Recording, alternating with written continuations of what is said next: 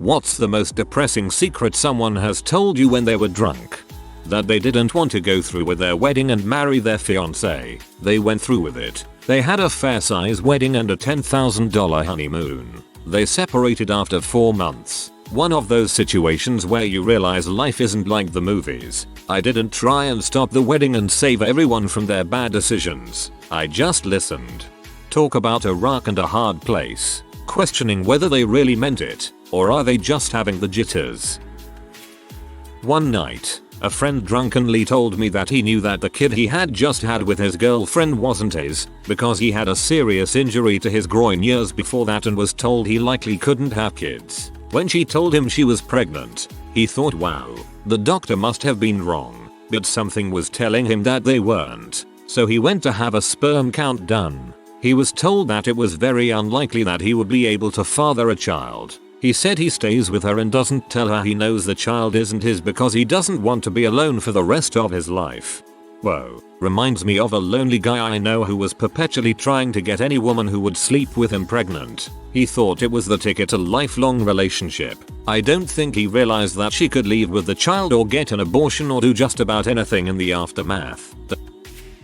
My sister, about a month or so after she got married, got wasted drunk and she told me that she only ever wanted to be happy. She said that she read The Happiest People, have dogs and are married. So she got dogs, and she got married, and for some reason this drunken explanation she gave me sounded like one of the saddest things I've ever heard.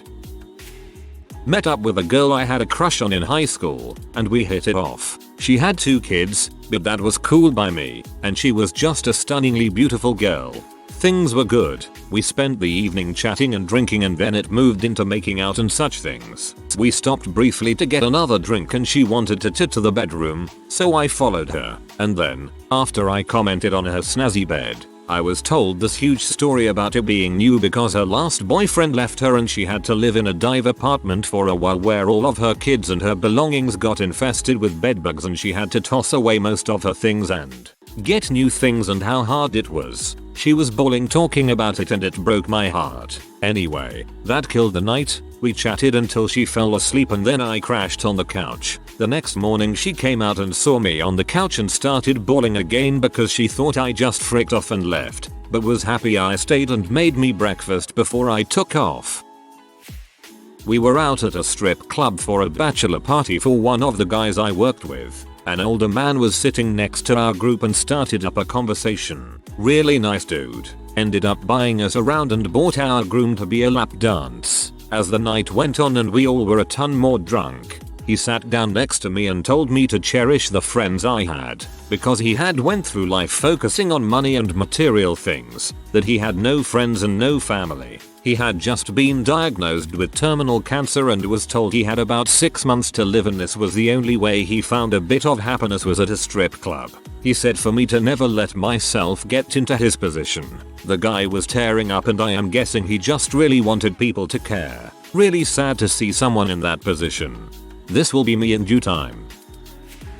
My husband telling me that he never really loved me that way. He just didn't want to be alone all of his life. Then admitting he had finally fallen in love and I should be happy for him, because they were secretly engaged now. That was 13 years ago. They didn't even last a year, and I still regret wasting the years of my time with him that I did.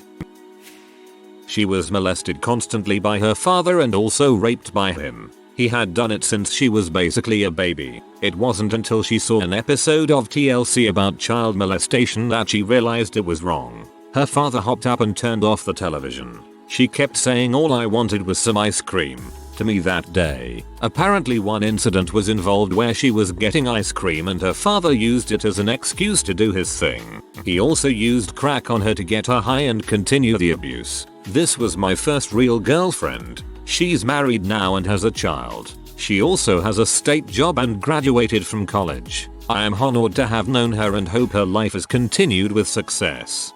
Ugh, I hate that this happens to people. One of my exes told me some similar things. Her father started molesting her well before she was 10 years old and kept molesting and raping her until she was 17 and left home. Horrific things happened to her. Just horrific. And more horrific is the fact that her mother knows and is still married to the father. Terrible.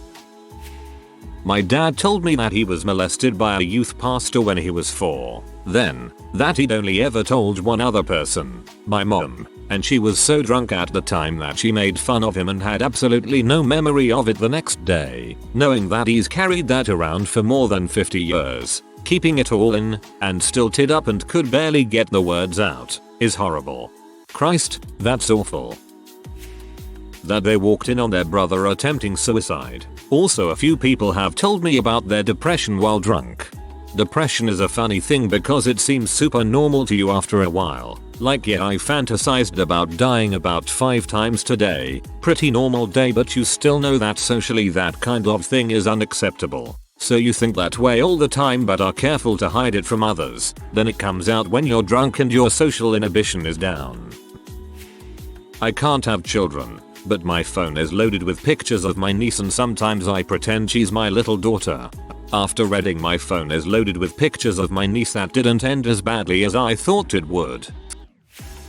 That all of her friends kept telling her that her boyfriend was cheating on her, and that she didn't want to believe it, but her best friend just told her the same thing and she didn't know what to do. Some people deny it, too, like, they know that it's happening and the other person won't stop, but they turn a blind eye and pretend like their relationship is happy and fulfilling. It gets pretty dark watching people do that for years. I was a busser at a martini bar and one night just after closing. We don't kick people out, just stop letting them in. There is only one guy left and as I'm bringing back the trash can from emptying we get to chatting. Initially it was just your average "do you like working here, you see that raise game earlier" kind of talk. Then suddenly he started telling me about how he was a paramedic for years and about his mother that was very sick for a long time. One day she had a heart attack while he was visiting and he couldn't save her. This 50-year-old man broke down and sobbed. She just wanted me to love her, and from what he had told me he had always been there for her and helped in every way. I told him that he did his best and that he was a good son. I hugged him and he cried on my shoulder. Eventually we called him a cab and he thanked me for listening. I never did get his name, but I saw him and there a few more times and we always shared a knowing nod. He was an alcoholic regular at a bar I worked, but a lovely guy. Would always hit a certain level of drunk and just ask me to ring his dad to come get him. That certain level could be 20 vodkas in. One day he was in early and it was just him and me, and we start chatting. He tells me his uncle abused him as a kid and now he starts every morning with straight vodka, which he keeps beside his bed, and he wishes he didn't have to. I was like 16/17 at the time, so had no idea how to respond. Not that 30-year-old me would either. I don't do bar work since I finished college, but he has recently moved in with a woman and is living a few houses down from my parents. I'm pretty sure he's still drinking but seems to be doing okay otherwise. I'm sure he doesn't even remember telling me. My brother told me that he saw my ex-girlfriend at a party, pretty drunk. She told him she wished she had treated me better, that I hadn't deserved to be shut out by her, which she did before and she broke up with me, without giving me a real reason why, and that she still thinks about me after 3 years. That might seem like an "I told you so" moment, but it depressed me to hear she wasn't able to move on. I was playing devil's advocate. Her wishing she treated you better and occasionally thinking of you does not mean that she has not moved on. You're part of her past, good or bad. My husband thought I'd be upset that he liked men as well as women.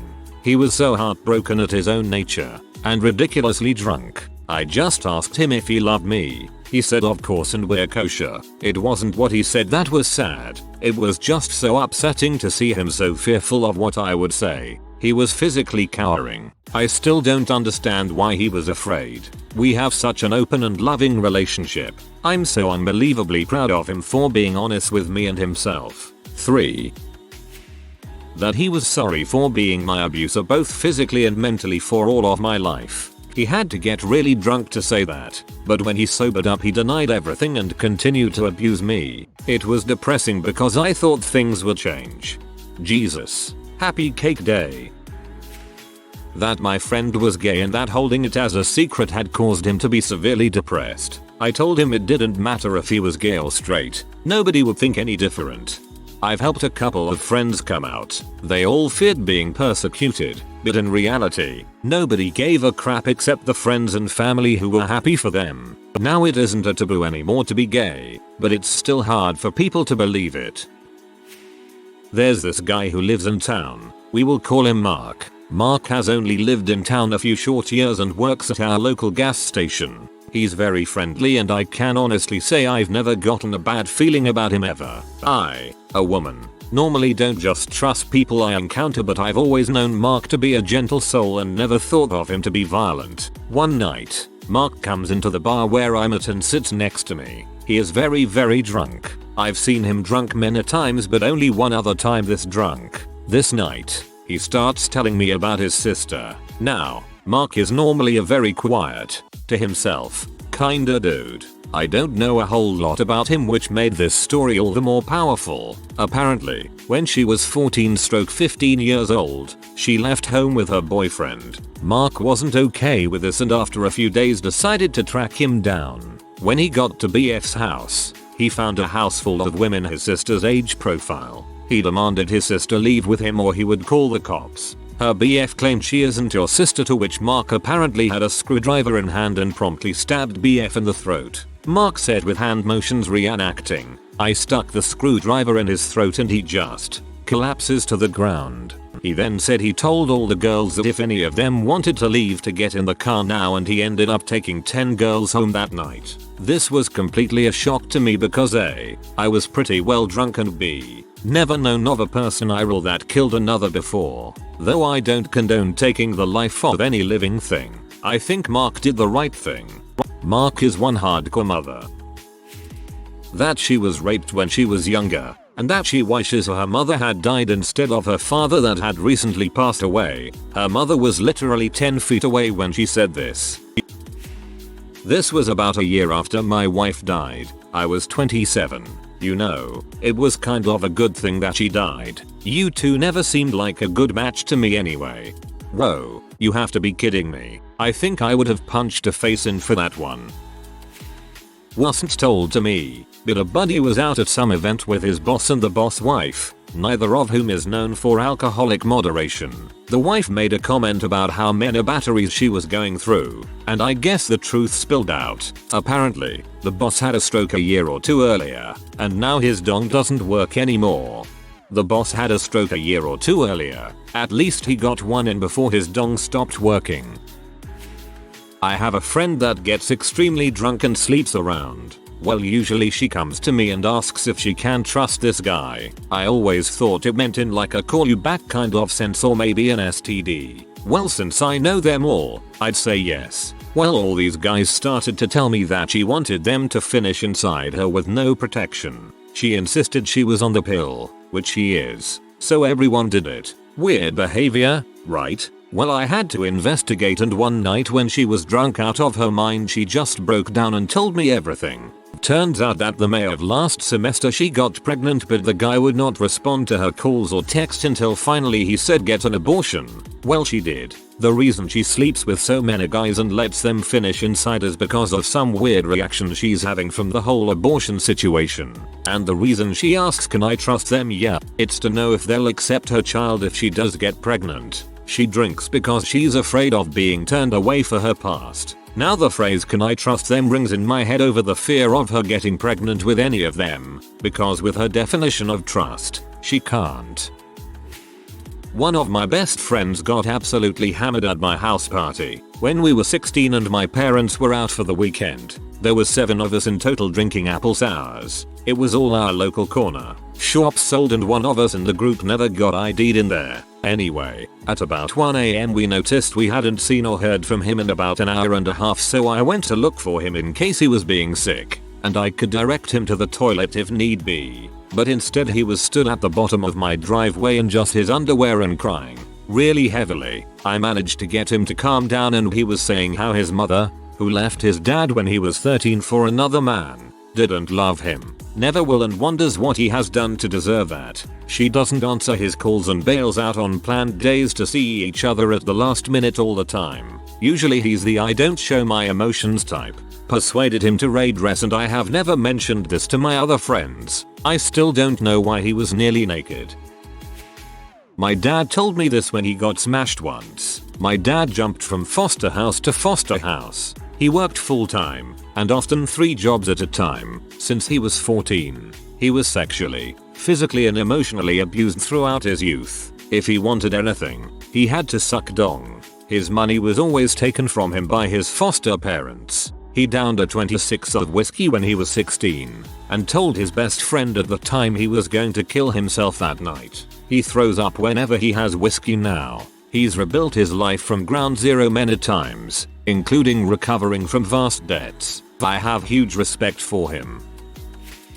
That I was his best friend in this city. He had lived here for around 2 years. We went to a bar together only a couple of times, and although I like the guy, I definitely wouldn't call him my best friend. I still feel extremely guilty. Throwaway. I recall telling a friend's dad that I love my friend. He's like, but you guys have been friends forever, and now he has a girlfriend. His girlfriend would hate you if she found out. I held back tears and said, yeah, I know. That's why I can't tell him. But I wanted someone to know. Your son is a great guy. I just want him to be happy with or without me. I then shed a tear and he hugged and told me my secret was safe with him and wished things were different. 2 tears. My friend told me that her uncle raped her when she was 12. Then at 15 she ran off her house and she came alone to another city. At 16 she started to work at a brothel. She is still in the business. My brother told me that he molested our little sister when he was a teenager. Also, that he had already forgiven himself for this, so there was no reason for me to criticize him. What a piece of crap. My best friend told me he was forced to take ADHD medication as a child and would force himself to throw it up every morning before school. I would keep it in my mouth until the bus came and Jay would spit it out as I was crossing the street, ensuring cars would destroy the evidence. I eventually got sloppy and caught by my mom, but all the doctor did was change the type of meds. I wonder if it's messed me up in some way.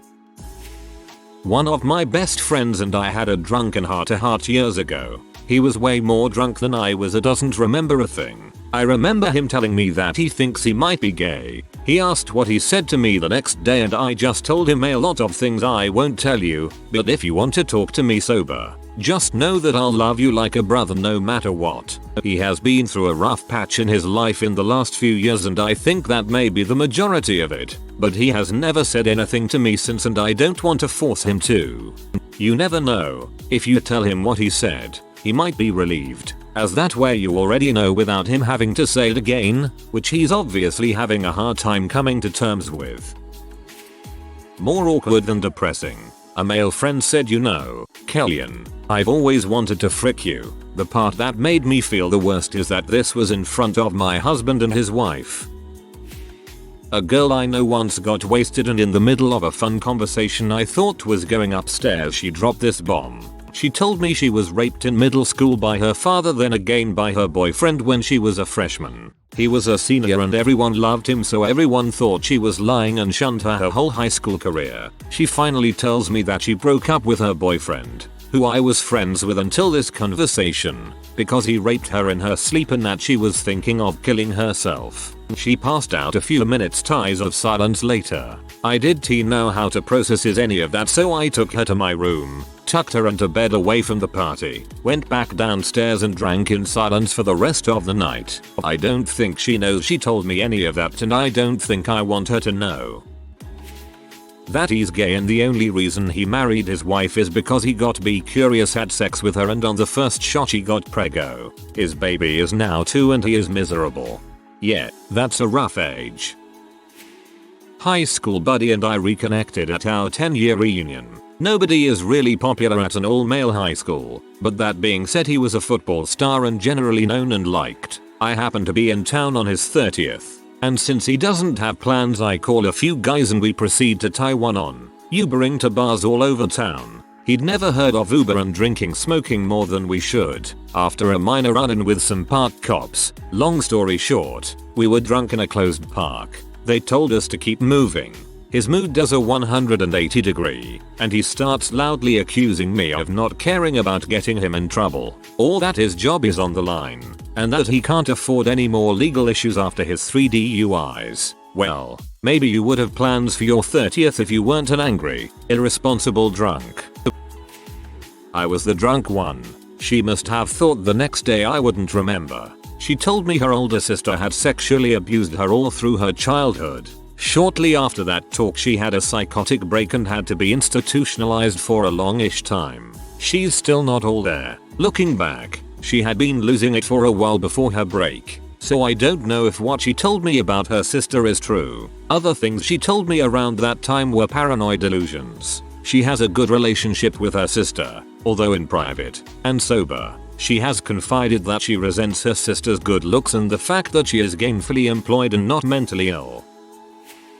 My very close cousin to me. Bro, my parents are getting divorced. The worst part is, I just said the same thing to him 2 weeks ago while drunk. 8 years later, at the time, I didn't know what to say. Now I realize he just wanted me to listen, the same way I wanted him to listen. Ex-father-in-law told me about all the young girls he brought back to his private island property. When questioned as to what his wife and the mother of his 2 children was doing at the time, he said something to the effect of, "Look, you have to understand. Women get old, and fat, and smelly, and they never wanna have sex and they just fart on you in bed." I had to sit at the dinner table with the 2 of them after that. One of my ultimate hatreds is people who cheat on their partners. I had to keep my mouth shut because it's not my place at all. Plus I'm not with his daughter anymore so I don't have to see it. Well heck, I fart in the bed now. I'd better find someone who will tolerate that for the next 50 years. I know that this will probably get buried but I wanted to share it anyway. I was in Cambodia a few years ago. I was staying at this great little hostel near to Angkor Wat and made friends with almost everyone there in the usual hostel fashion. My favorite person there was this lovely elderly Irish guy. He was probably in his 70s and reminded me of a jolly Irish Santa Claus. He said he used to be a music teacher and would sing us songs every night. He had a beautiful voice. He was always so kind to everyone there and it was obvious he had been there for a while. One night he got a little drunk and asked me if I could help him respond to an email from his daughter since he wasn't very good with computers. As I read his daughter's email, I realized that it kept mentioning illness, doctors and lawyers. He finally broke down and told me his story. He hadn't been home in 7 years. He sold everything and left Ireland after his son and wife both died in the same year. He just couldn't stand to be there. He traveled around Southeast Asia mostly and volunteered teaching church choirs all over Thailand. One night, when he was in Bangkok, he was attacked by a random guy. They fought for a bit when a police officer, who they suspect had been in on it, came out of nowhere and arrested him. He spent about a month in a Thai jail before his daughter was able to send him the money to get out on bail. Now, the problem is that his court date wasn't very soon and his money was quickly running out. He had cancer and didn't have enough money to continue buying medicine while abroad. He panicked and made a really rash decision. He paid the last of his money to someone to smuggle him across the border to Cambodia. By jumping bail, he became a fugitive. He is now stuck because the Irish embassy was refusing to help a fugitive and demanding that he return to Thailand. If he returns to Thailand, he will go straight to prison where he will whittle away with no medicine. For the week or so I was at that hostel, I helped him email back and forth with his daughter. I always wondered what happened to him. I don't remember his full name. I don't remember what the hostel was called. All I remember is how sweet and gentle he was to everyone and how beautiful his voice was. If you are new to the channel, you can subscribe. I publish new videos every day. Until then, check another video.